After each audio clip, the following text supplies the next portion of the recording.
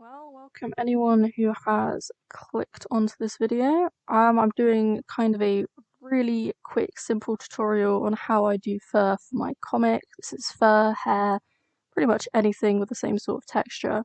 And this is, bear in mind, really simple, but you can obviously use the same technique to create something a lot more detailed. I'm going to apologise in advance for the absolutely awful audio quality.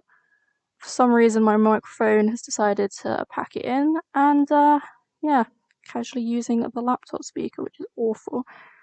That, and there is a storm outside, so you might be getting some strange sounds from that.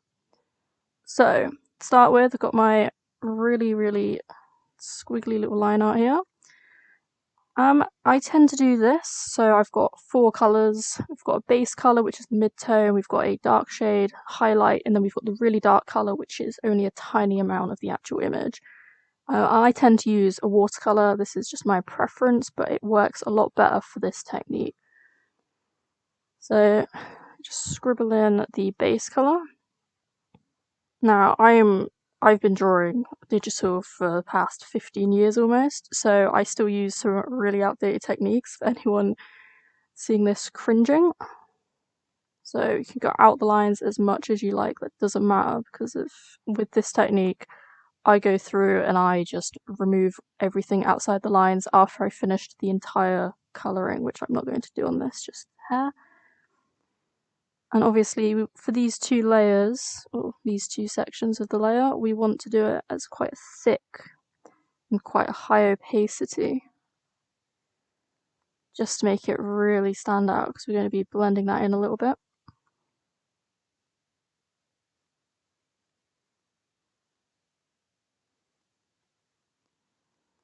Now, this doesn't work. Oh, I mean, it does work. It's very stylized, but it does kind of work with long hair. Obviously, it works a little bit better with short hair because layering and all the little short hairs.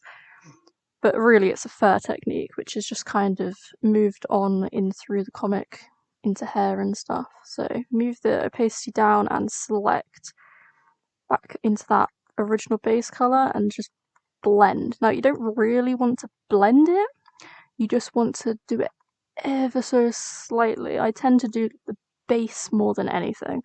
So even though it's blended a tad, you can still see there is obviously a definitive line in here.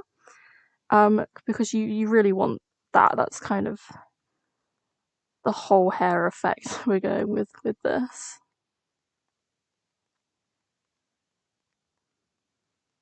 Okay, so that there is basically the hair there. So we can still see some bits of the base colour, but obviously it's a bit of a gradient in areas and that, which is all a bit more natural and a bit more interesting.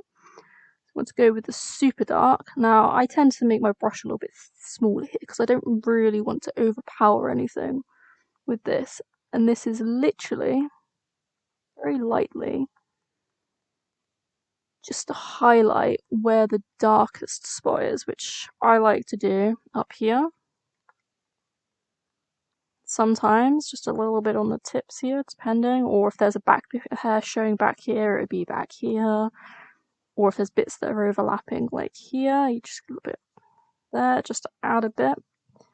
But I am going to do an overlay, multiply layer afterwards anyway, so I mean, this is going to be shaded more than just that. Then we want to go for the highlight colour. Now, this can be kind of tricky to work out exactly how opaque you want it. I mean, that looks about right. With the highlight, I like to go across here because this is obviously the head is round. This is the top of the head here. This is the area that is going to end up with the highlights. But really, you can highlight more or less wherever you like. You can highlight up here a little, around the edges. Let's say there's a light source down here, you want a bit down there. You can pretty much highlight wherever you're wanting. Okay, so there's that. Nice and simple and cartoony, just like we wanted. So then we add a new layer as an overlay. I mean, you could do it as an overlay or as a multiply. The multiply is just a little bit easier. Now for this, any colour you add, so if I was to do this green, obviously that would come through as a slight green, and not really wanting that. We want to keep it as a red, so you want to keep it as a really low pinky red there. You may as well have a high opacity brush here as well. Now, because of this is all quite thin, you want a nice thick brush here. And in real life, obviously you've got the soft shading, which I would say is the hair here. And then you've got some harsh shading, which randomly, and for some reason it's not dark enough, which randomly comes in like that.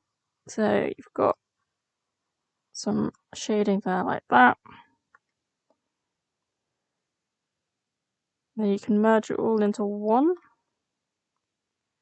And then you've got some really basic cartoon style hair, and this is what I use in my comic for all the characters, the animals, etc. And I technically use this as a detailed fur as well on my actual art, except the one thing that makes it different is just detail. So where you've got these really nice big basic shapes, you would, if you were doing something a bit more realistic, probably want to have no line art if you're going a bit more realistic, you want to go in and just add some detail to this. And you pretty much just keep adding detail, adding depth, like blending, highlights. Obviously this is a very quick version of what I would be doing properly. Let me add a bit of blend down here. Ooh.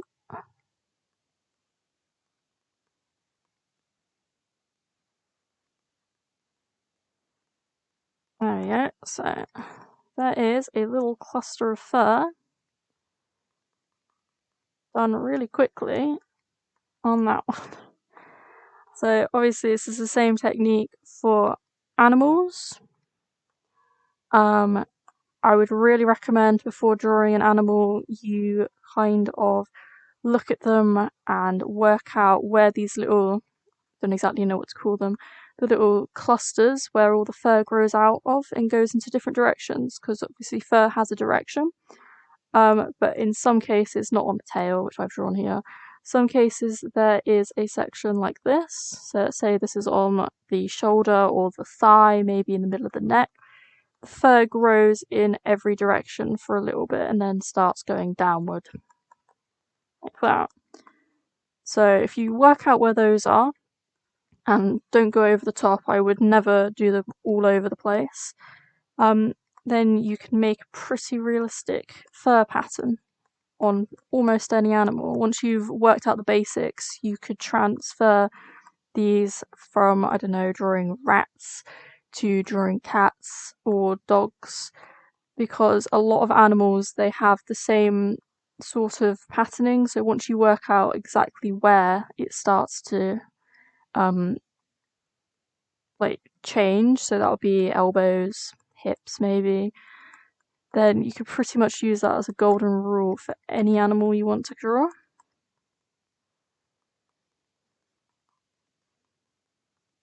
Okay, so here's my really speedy, really basic tail.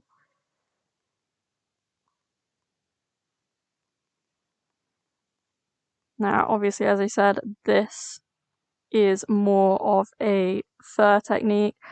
I've been drawing animals far longer than I've been drawing people, and honestly, my style of 10-15 years has always been mostly animal based, and the humans have always had this weird kind of stylized fur, which, I mean, it works. It is definitely stylized, to say the least.